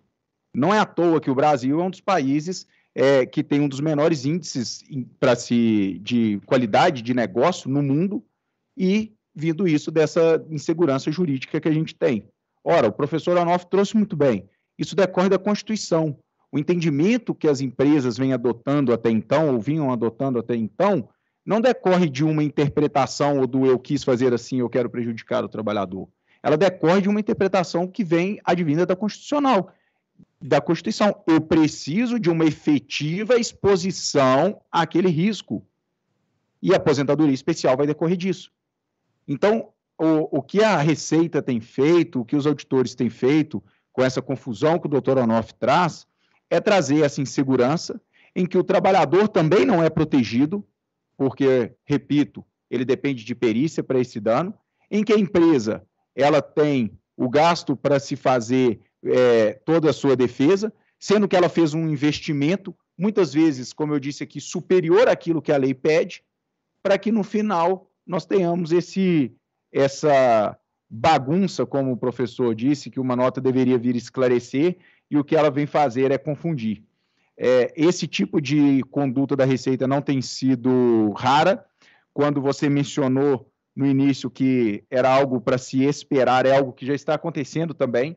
Concordo com você, o Covid deu uma segurada nisso, inclusive por suspensões de alguns prazos, mas nós não podemos nos assentar diante desse risco, e por isso o Conselho, de maneira muito atuante e muito rápida, trouxe esse olhar inovador sobre o aspecto trabalhista. Eu acho que está todo mundo comentando sobre o tema 555 do ponto de vista do Supremo, sobre o ponto de vista previdenciário, e aí volta para esse limbo trabalhista, e nós estamos aqui vendo essa situação pífia que pode acontecer na vida de um trabalhador e da empresa, em que não há a menor sensibilidade para se buscar uma efetiva solução. Excelente. Tem uma pergunta aqui que ela também já veio de forma repetida, então eu vou tentar juntar, passo a palavra aqui, se for possível, para o doutor Onofre nos responder, relacionada ao ruído. As pessoas estão comentando aqui. Penso que o STF considerou que o EPI não elide a aposentadoria especial porque o ruído pode atingir a orelha interna pela via óssea e por esta via não há EPI que possa neutralizar. Nesse mesmo sentido, os efeitos do ruído na orelha interna do trabalhador pela via óssea somente é possível pelo uso do EPC. Nesse caso, não haveria cobrança do RAT e, por conseguinte, ele diria aposentadoria especial. Qual o pensamento dos debatedores? Você sabe que uma das coisas, há uns tempos atrás, estava fazendo um parecer para uma grande empresa sobre isso e me debrucei profundamente, como a Alice mostrou, em vários estudos. E não é que, para minha surpresa, os grandes especialistas falam para chegar à vibração, que é a razão do ruído ser contado de qualquer jeito, subjacente à decisão do Supremo, tinha que ser ruído militar, bomba. Já pensou? Nós estamos falando, então, de bomba. Não estamos falando de coisas normais, não. Então, tudo isso daí foi enfrentado na própria BNT.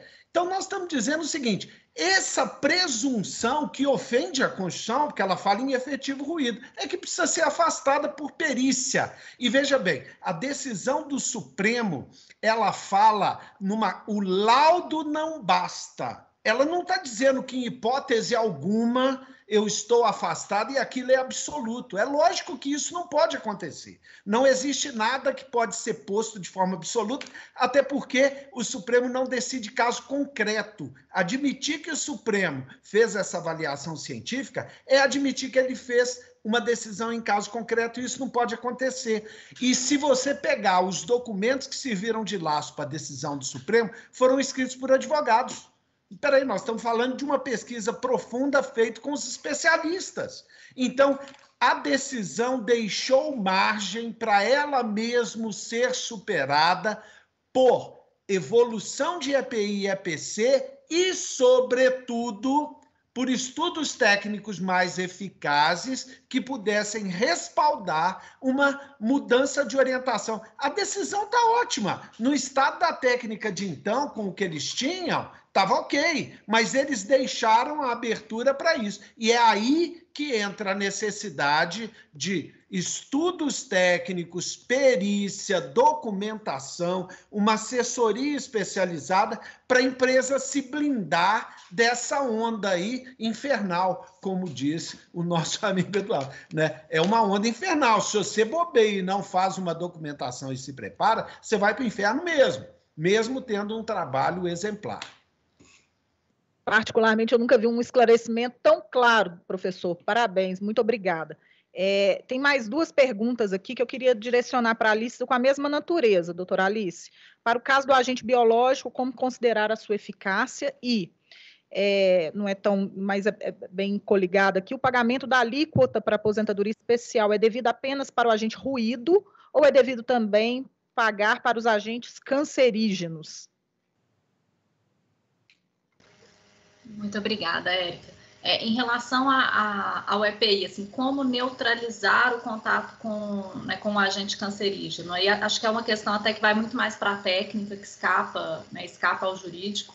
Então, vamos supor, se você tem algum tipo de luva ou de proteção que torna que não há contato efetivo com aquele agente e que vá com isso impedir que se tenha qualquer nível de exposição. Mas eu não vou tentar aqui entrar nessas minúcias, até porque escapa aí ao meu campo de conhecimento. Seria uma questão técnica, com certeza a equipe interna da empresa de medicina e segurança do trabalho vai poder responder ou pensar nisso muito melhor. O importante é ter aí a documentação que possa comprovar isso. Em relação ao segundo questionamento, a decisão do STF, ela diz, ela faz a ressalva apenas em relação ao ruído, em relação à questão da eficácia do EPI. E mesmo essa, como a gente comentou, como a gente tem comentado, não é uma ressalva absoluta, é uma ressalva no sentido de que o PPP não é prova, porque podem haver outros efeitos para além dos auditivos. E o EPI, na tecnologia que se tem hoje, seria voltado para os efeitos auditivos e não para os efeitos decorrentes da vibração. Mas os estudos já avançaram, a técnica já avançou, inclusive em relação à medição, como disse o professor Onofre, dos níveis de ruído que seriam necessários, e que seria algo em nível militar. Então, os estudos dizem que abaixo de 120 é desprezível, mas para que se possa considerar efetivamente algum risco de dano, salvo engano, é algo entre 190 e 200 decibéis.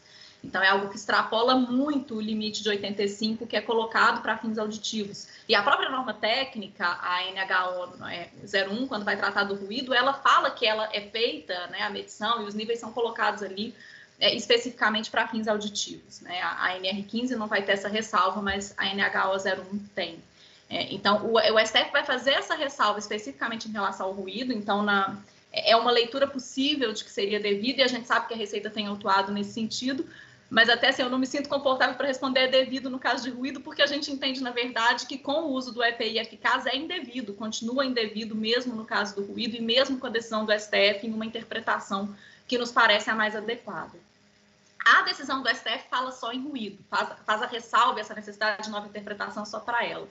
Mas as autuações têm vindo também com os cancerígenos, então não tem sido só ruído. E aí já não invocando a decisão do STF, mas invocando aquele artigo do decreto que vai dizer que a exposição é qualitativa e não quantitativa. Então eles vão dizer, ainda que o EPI reduza, se eu tenho presença no ambiente de trabalho de qualquer cancerígeno, é devido ao adicional. E aí tem sido feito, e o que a gente vê na jurisprudência é que vários aspectos relevantes não têm sido enfrentados, não têm sido apreciados. Então, nós temos hoje uma jurisprudência administrativa no CARF, né, no Tribunal Administrativo que julga esses autos de infração, massivamente desfavorável no caso dos cancerígenos, mantendo as autuações, mas nós estudamos, né, algumas dezenas aí de acórdãos do CARF em torno do assunto e não encontramos em nenhum deles a análise dessa questão. Primeiro, do fato de que a decisão do STF determina que o EPI tem que ser considerado. Então, se ele neutralizar, eu não posso dizer que há presença, eu não posso dizer que há nocividade.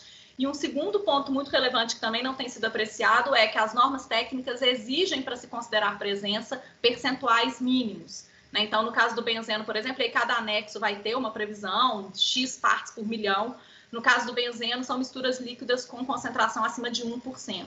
E a Receita tem autuado sem olhar isso, sem analisar se esse volume... Então, a análise não é quantitativa, ela é qualitativa. Mas eu tenho um percentual mínimo até para poder dizer que há presença. Abaixo disso é tão desprezível que é como se não houvesse presença.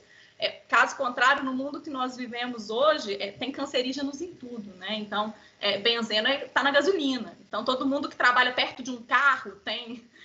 o carro está abastecido, tem presença de cancerígeno no ambiente de trabalho. A Receita não tem levado a esse nível de absurdo, mas talvez algo próximo disso, porque ela não tem analisado esse percentual mínimo para que se considere uma presença relevante. Então, acho que não consegui responder de forma tão clara, porque, na verdade, nós entendemos que é indevido, a depender das circunstâncias fáticas, não existe uma resposta a priori aqui. Então, acho que não tem como a gente dar uma orientação que seja sem conhecer e sem estudar a situação da empresa, que diga é devido ou é indevido. E mesmo analisando a situação fática, há sempre uma questão de análise de riscos e interpretações divergentes aí entre o que a Receita tem feito e o que nós consideramos que é o devido e que vamos buscar construir a jurisprudência nesse sentido. Então, é isso. Obrigada. Gente, o tempo praticamente já estourou. Eu vou passar, por fim, aqui a palavra do doutor Guilherme e vou encerrar com uma pergunta ao doutor Paulo, tá? Peço desculpas aí por ter extrapolado, mas o tema é denso e o interesse parece estar grande porque não param de chegar perguntas, mas depois a gente pode tentar responder, mandar por e-mail, né? Peço ajuda aí aos participantes, aos palestrantes. Então, passo a palavra ao doutor Guilherme, depois eu vou fazer uma última pergunta, tá? Para o doutor Paulo. Tá, obrigado, Érico. Na verdade, eu queria era passar uma pergunta para o Eduardo também, porque uma coisa que a gente preza muito no nosso conselho é que a FIENG representa a coletividade, ela representa essas grandes empresas que investem, que têm condições de investir muito em saúde e segurança. Nós representamos também o pequeno industrial que está gerando emprego e que também convive com essa mesma insegurança. E a questão da gestão foi trazida pela doutora Alice, Eduardo, e a gente sabe que em algumas décadas passadas o EPI era uma coisa que era deixada de lado e cada um ia lá e pegava o seu e não tinha treinamento, etc. E você trouxe aqui a situação que você encontrou a empresa e a situação que está hoje. Qual que é o seu conselho, desde o pequeno industrial até as grandes empresas, sobre essa forma de gestão? A Érica falou sobre o limbo entre o trabalhista e o previdenciário, mas também dentro das empresas a gente sabe que existem os silos, existem as áreas de negócio, existem as áreas de suporte. Como que você conseguiu fazer essa gestão de trazer todo mundo integrado para entender a importância do tema e poder melhorar, como você colocou aqui na sua fala inicial? Guilherme, começou a partir do momento que o presidente da empresa entendeu a importância do assunto. A hora que ele entendeu a gravidade que aquilo realmente significava no resultado da companhia e que o que via para fora em termos financeiros poderia ser revertido internamente em termos de investimento para a proteção coletiva, ele foi o primeiro a puxar todos os temas inerentes a esses assuntos todos os dias, em cada reunião. Em cada reunião, cada momento de encontro de todas as lideranças, a pauta inicial era saúde e segurança. E a partir daí foi realmente estruturando toda a companhia nesse sentido. Realmente os valores da organização tinham que refletir uma prática no dia a dia nesse sentido e que os resultados vieram com o tempo. Então, o engajamento, o resultado em função disso foi a partir de que em qualquer esfera passou a ser o assunto número 1, que é o que realmente hoje propicia da empresa ficar com as portas abertas, é você realmente observar essa questão de saúde e segurança do trabalhador, porque toda a legislação foi moldada para a proteção da saúde. Doutor Paulo, Algumas empresas já vêm sofrendo essas ações regressivas por parte do INSS, trazendo grande insegurança jurídica e enorme impacto financeiro, né? Porque o INSS ajuiza ações regressivas contra empresas que têm empregados afastados. E qual o fundamento e o que as empresas podem fazer aí, né, de modo geral, para se precaver nesse sentido? Érica, muito obrigado pela provocação. O fundamento, basicamente, está disposto na própria Lei 8.213, o artigo 120, ele prevê a responsabilidade do empregador quando ele atuar com negligência na observância das normas do trabalho e, em razão dessa negligência, ocorra o acidente.